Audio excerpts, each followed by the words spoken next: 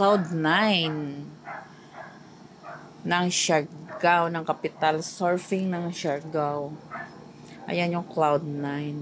So, pagpasok namin pala guys, ang entrance ay 100 pesos. So, ayun, pagkadating pa lang namin dyan sa may papuntang tulay, nakikita mo na yung mga apam na naglalakad. So, nagbibikini, di ba? Itong mga kasama ko, walang ginawa kundi tumingin sa mga sexy. So, ayan, di ba? Ang sexy nila. Ano pa lang yan siya, mga 1 PM. O 1 PM pa lang. Ang aga pa namin pumunta, dapat pala hapon kasi siya ayan low tide. Tsaka wala pa masyadong naghihigang mga apam dyan sa gilid. So, lalakarin namin papunta doon sa dulo. Diba? Ang ganda pala ng Siargao. So, low tide pa siya.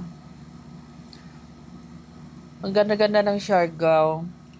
So, kailangan, lang pala yan guys, nagla-land-tour kami ka.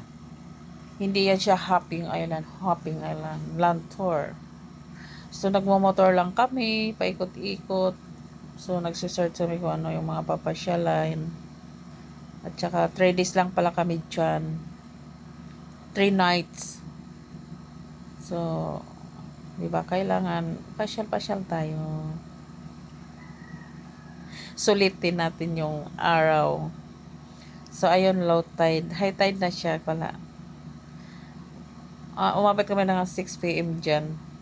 Kasi parating na yung mga tao, mga apa, mga nagsasurfing. Ayan, nagsasurfing na sila.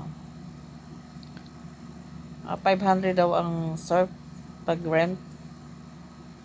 Tapos, kasama ata yung magtuturo sa'yo. So, ayun, basta sila. Hindi sila takot sa init. Samantalang tayong mga Pilipino ay takot sa init. Sila nakabilad pa. Ganyan talaga tayong mga Pilipino Paano mga nakaano kasi may ginagamit sa mukha. Susunog, bawal kaya yan. So, kaya pag pumunta kayo ng Cloud9 guys, mga hapon, sakto mga 5 PM, 4 PM na low tide na siya. At saka yung mga nagsasurfing dito na banda sa tulay. Ayan, kitang-kita na yun. Kitang-kita nyo na nagsasurf sila. So, ayun, pauwi na kami niyan. Ayan, ang dami pa rin mga taong nagliligo. Inikot na namin yung tulay. Bumaba na kami niyan. Nasa baba na yan ng tulay. O, diba? Tingnan mo, naka-sunbathing yan sila. Lang sila, saglit lang sila maligo. Tapos, aahon. Tapos, nagbibilad na sila ng init. At saka sunbathing. Halos foreigner yan dyan. Wala ka man lang makitang masyadong Pinay. Parang, ang Siargao, sila na yung pag-aari ng Siargao, yung mga foreigner. Yeah. Pero ang ganda. Diba? May umakyat pa So, pinagtitinginan siya.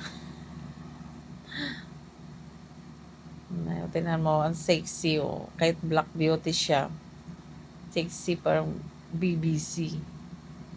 Cloud9.